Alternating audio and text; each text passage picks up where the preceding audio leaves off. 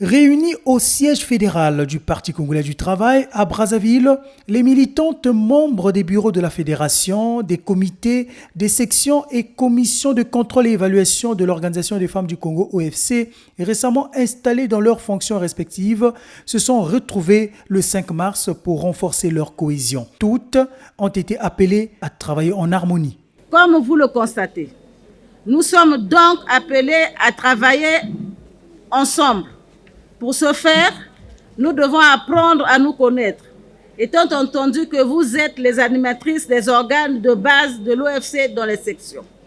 Il est de rappeler ici l'obligation de travailler en harmonie dans le respect de la hiérarchie.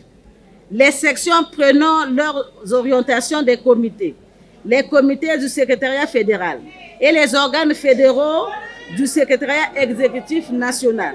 Sous le regard du président fédéral du PCT, Faustin Elenga, ces femmes ont promis se mobiliser pour marquer leur empreinte aux festivités du 8 mars prévues à Kinkala dans le département du Poul et soutenir massivement l'action du président de la République liée à la pose de la première pierre de construction de la tour de la SNCS à Potopoto. À partir de ce jour, considérez que le travail a véritablement commencé et il ne doit absolument pas s'arrêter.